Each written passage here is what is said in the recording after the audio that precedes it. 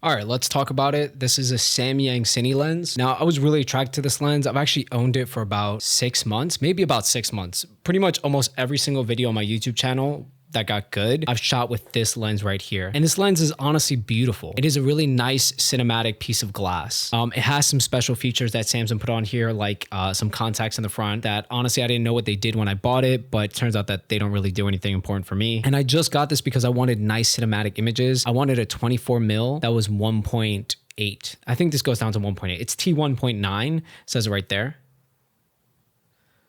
But it's really f1.8. But T-stops is like another thing. If you don't know what T-stops are, you probably shouldn't be watching this video. Just kidding. I had no idea what T-stops were either. That being said, after using this lens for 6 months, I've got some pros and some cons that I want to share with you before you pull the trigger on it. Because this is not a cheap lens. This is about a $700 lens. And for those $700, I probably could have got 2 or 3 lenses that I think would have given me more versatility. Now, if you're a cinematographer and you want to use lenses in different focal lengths, that's kind of where this thing shines. This one comes in a 24 mil, a 35, and a 75, and all the lenses are pretty much the same build and glass type, which means that your image is cohesive throughout all the different types of lenses. And the weight, if you put it on a gimbal, won't give you a hard time rebalancing it. That's the real benefit of these lenses. I am only using this lens for my talking head videos and cinematic B-roll that I shoot content for in New York City. So I don't really care about the weight or anything like that. It has like a little switch right here. It's like M1, M2, and a little programmable button. I really haven't used those either. I just got this because I wanted a really clean cinematic piece of glass. So I'm not going to bore you with all the features. The lens is nice. This actually has the base on it. Let me take that base off. That's like the base that you can use to upgrade the firmware. We'll come back to that in a second. But this is the lens right here.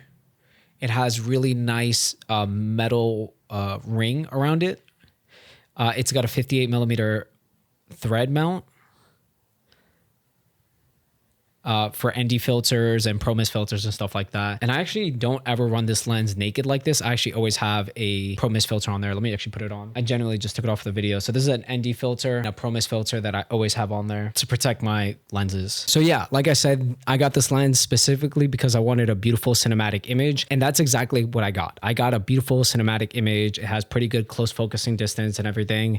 It looks very cinematic, and that's about it. $700 for a cinematic lens with these like filter threads on there is not really worth it, and I kind of do regret picking it up. So I use this lens on my Sony A7C, and the autofocus has not been great. And it's a little weird because I also had the FX30 as well, and the FX30 had really good autofocus. The Sony A7C doesn't have as good autofocus. And when I put this lens on the A7C, it struggles to focus sometimes. And I think it's mainly because of the lack of the ability to put a lens hood on here. Because I can't put a lens hood on here unless it's like a specific one that they sell. When flares come into the sides, this thing struggles to lock focus, and bright light as well also struggles to lock focus. So right now I'm using a softbox, and there was times where that softbox would create glare on my glasses, and this would just constantly lose focus, which is incredibly frustrating when you're doing a talking head and you don't want to do multiple takes. So the focus is the biggest gripe I have with this lens. For $700, I didn't think that it would be so subpar when it came to focusing. And that's just my experience on the Sony A7C. Like if I put this on the FX30, I think it'd be better results. This lens is really cool though, because it has a tally light right here and also on the front, which you can't see right now. But it has a tally light, so it lets you know when you're recording. So I thought that'd be really useful too.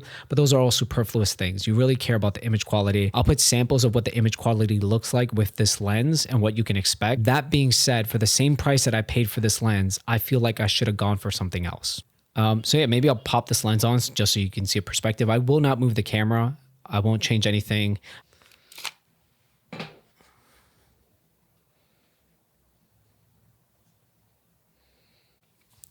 Okay, so I'm not going to move back, which means my head's going to be partially chopped off. But if you can tell, the image that this produces, to me, is obviously more cinematic because now I'm shooting in full frame mode versus crop sensor mode. So the depth of field is real. This is f2, which is the same f-stop as the other one.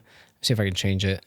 Yeah, this is 1.8. This is 1.8. 1.8 to 2.0, you really can't tell too much of a difference. It's more about light transmission. That's back on f2. Again, I could move back just to get better framing, more consistent framing. But that being said, like I said, the image is more cinematic, more maybe even magenta. I didn't change the light. I mean, there is a window over there that's putting in light, but this is the image you can expect from this lens. And it is a beautiful image compared to this lens right here. And it's not bad. Again, I just wish they matched up better. This is, like I said, my Samyang 12mm f2, and I love this lens because it has really good close focusing capabilities. It's nice and wide. It gives me a good perspective. And for the price that I paid for that, I could have just stuck with this, and the depth of field doesn't really matter, you know? Nobody's watching these videos more or less because of the depth of field. But where this lens does, the 24 mil, does make a huge difference is when I'm using it in a low light environment outside of my house, when it's not a talking head. So if I can go back and instead of getting the Samyang 24 mil, this guy, instead of getting this for a talking head video, I would have just got this 12 millimeter and kept it simple. So yeah, not a knock on this lens besides the autofocus, just for you to know that if you're using that lens with a Sony a7C or older camera, the autofocus might not be as reliable as you would expect. It's not Sony level, you know? 200 ISO. All right, so just a perspective, this is how it typically would shoot.